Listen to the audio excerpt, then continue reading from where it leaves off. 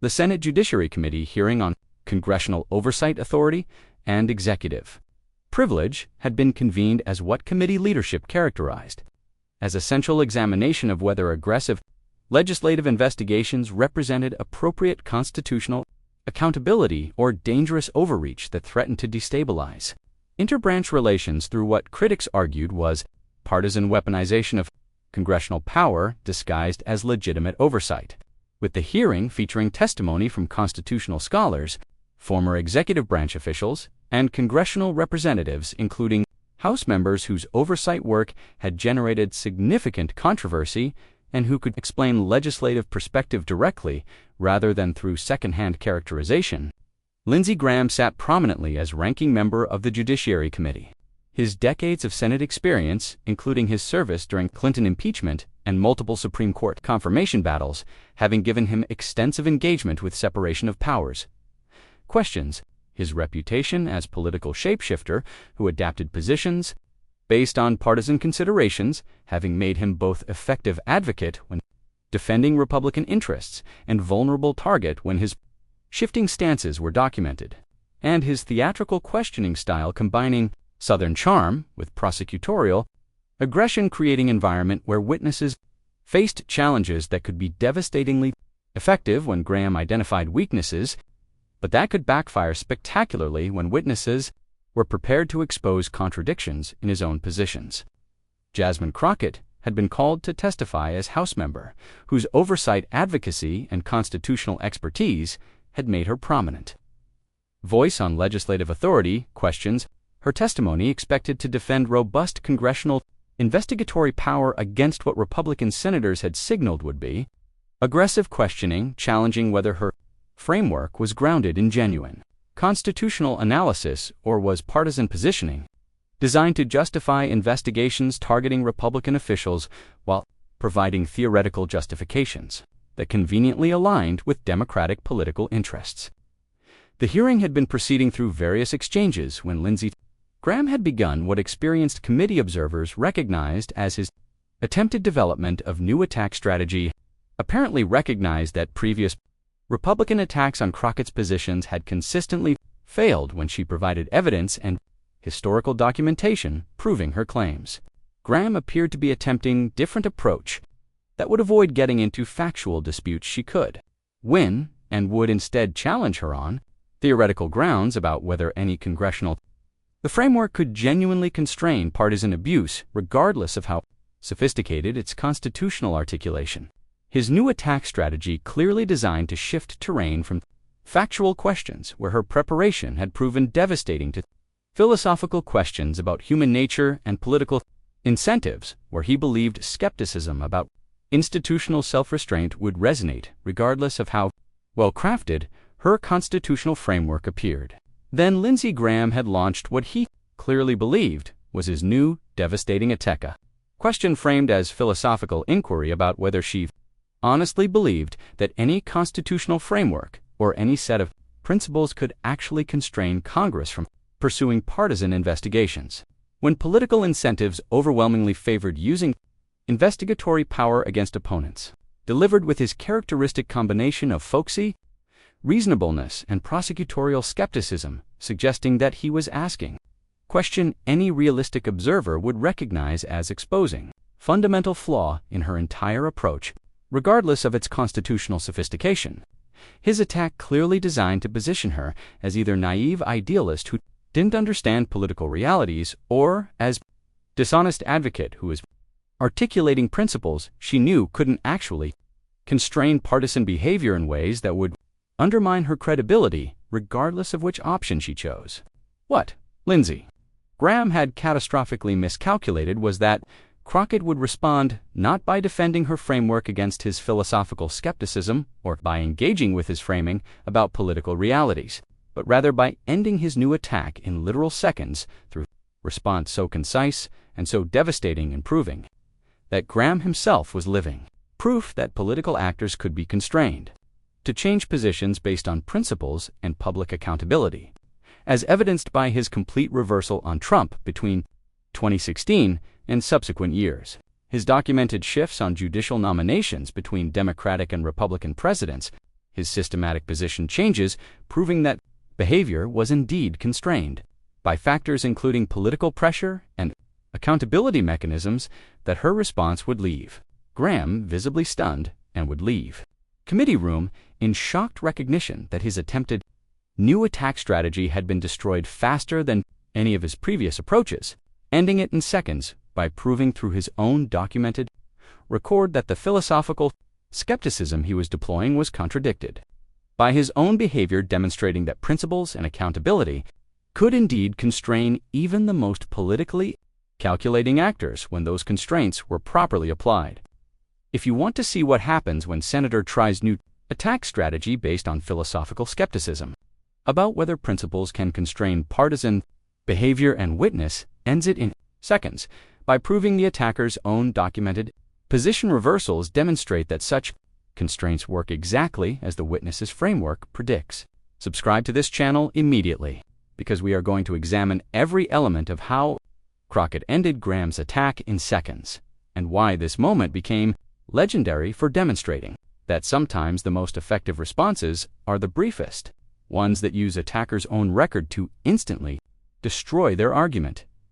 Graham's new attack on Crockett had come during his questioning time, after she had provided detailed testimony about congressional oversight authority.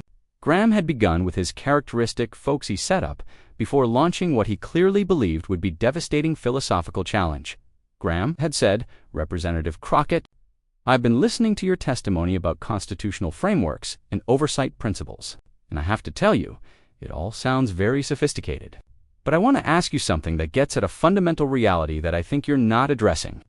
The committee room had focused on Graham, clearly recognizing he was building towards significant challenge.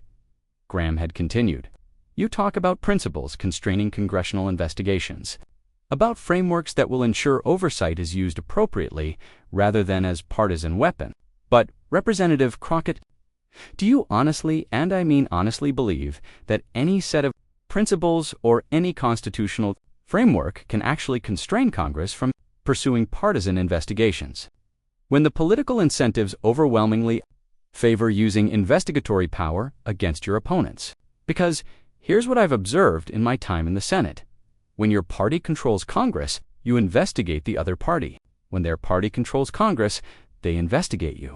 Everyone claims it's about principles and constitutional duty, but really, it's about power and politics." He had delivered what he clearly believed was his philosophical coup de grace. So, Representative Crockett, I'm asking you to be honest with this committee. Do you genuinely believe that your constitutional framework, however elegant it sounds, can actually constrain partisan political behavior? Or are you articulating principles that sound good but that you know won't actually prevent the very partisan abuse you claim to be worried about?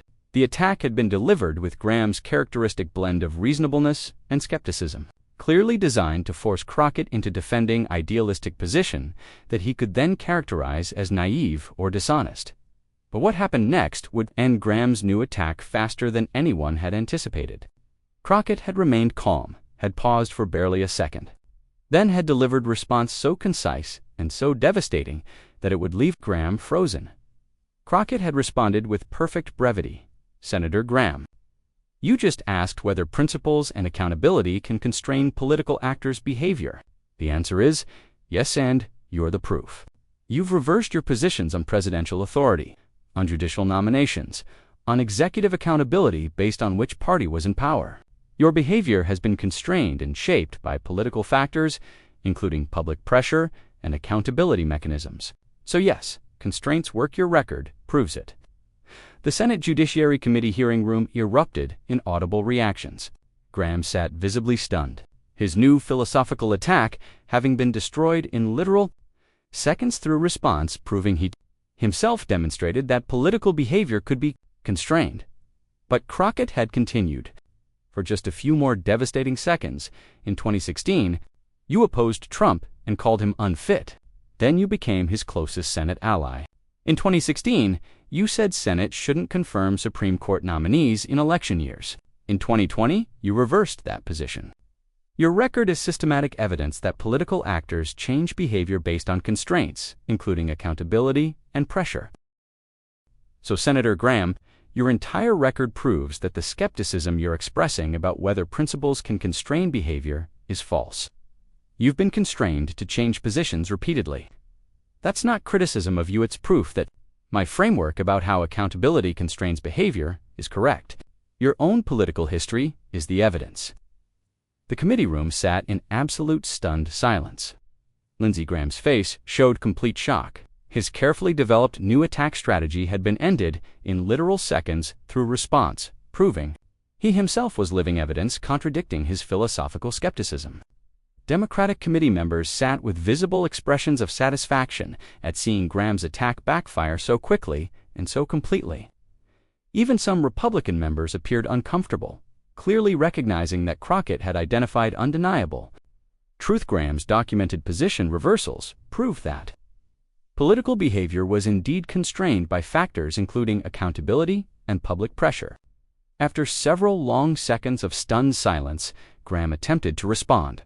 Well, my positions have evolved based on, but multiple observers and even some committee members could be heard noting that Graham, attempting to explain his position, changes only reinforced Crockett's point that his behavior had been constrained and shaped by political factors, proving that constraints on political behavior work exactly as her framework predicted. The remainder of Graham's questioning time proceeded with dramatically altered dynamics. His confident attack had been destroyed so quickly that he appeared unable to develop any effective follow-up. His subsequent questions, notably less aggressive. The immediate aftermath focused entirely on how Crockett had ended Graham's new attack strategy in literal seconds. Social media exploded with clips showing the exchange, with the brevity of her devastating response making it perfect for viral sharing. Within 24 hours, the exchange had been viewed over 35 million times. Political commentators across spectrum noted that Crockett's response had been remarkably efficient. She had destroyed Graham's philosophical attack by using his own documented record as proof that political constraints work, all in response lasting less than 30 seconds. Conservative commentator David French wrote, Lindsey Graham walked into perfect trap with his philosophical skepticism about constraining political behavior. Jasmine Crockett ended his attack in seconds by noting that Graham's own systematic position reversals prove political actors can be constrained. That's devastating efficiency. Progressive commentators celebrated the exchange as perfect example of how Graham's political opportunism created vulnerability that prepared witnesses could exploit. Multiple noted that Graham's visible shock at having his attack ended so quickly suggested he genuinely hadn't anticipated that his own record would be used to disprove his philosophical skepticism. Senate observers noted that the exchange would likely deter future attempts to challenge Crockett through philosophical arguments about human nature or political incentives, since her response had demonstrated that such arguments could be destroyed. Through reference to Senators' own documented behavior proving the constraints work, for the Senate Judiciary Committee, having ranking members carefully developed new attack strategy destroyed in seconds, created recognition that Crockett's preparation and her strategic thinking enabled her to anticipate and devastate even novel approaches that avoided terrain where she had previously proven dominant.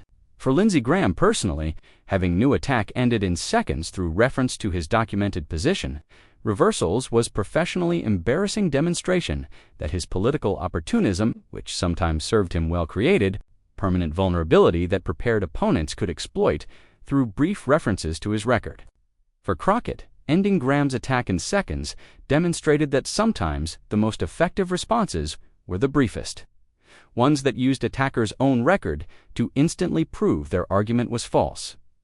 In subsequent interviews, Crockett explained that when Graham posed his philosophical skepticism about whether principles could constrain behavior, she had immediately recognized that his own record of position reversals provided perfect proof that such constraints worked. She had decided to keep response brief because the point was self-evident once. Stated Graham's behavior proved constraints work. She emphasized that the seconds-long response was strategically chosen because brevity made the point undeniable and prevented Graham from developing counter-arguments before the committee and audience had processed that his own record contradicted his skepticism. She noted that Graham's visible shock reflected his recognition that his attempt to avoid factual disputes by shifting to philosophical terrain had backfired because philosophy about political behavior could be disproven through empirical evidence. He himself was that evidence. So, if this examination of how philosophical attack about whether principles can constrain behavior can be ended in literal seconds by proving attackers' own documented position reversals, demonstrate that such constraints work exactly as predicted, has shown you that briefest responses using attackers' record can be most devastating, and that attempting new attack strategies requires ensuring your own behavior, doesn't disprove your arguments. Subscribe to this channel for continued analysis of moments when preparation enables destroying attacks with remarkable efficiency. The Senate Judiciary Committee hearing where Lindsey Graham tried new attack on Jasmine Crockett, and she ended it in seconds, was more than satisfying confrontation. Can constrain political behavior can be instantly destroyed by proving the skeptic's own record shows systematic position changes based on political constraints, that sometimes the most effective responses are remarkably brief statements, connecting attackers' argument to attackers' vulnerability in ways that make elaboration unnecessary, because the point is self-evidently devastating. And that attempting to avoid factual disputes by shifting to philosophical terrain requires ensuring your own documented behavior doesn't provide empirical proof that your philosophical position is false. Which senators whose records include systematic position reversals based on partisan considerations cannot ensure, and therefore cannot safely invoke, as basis for attacking others' frameworks about how accountability and principles constrain behavior in ways that their own political histories prove actually work.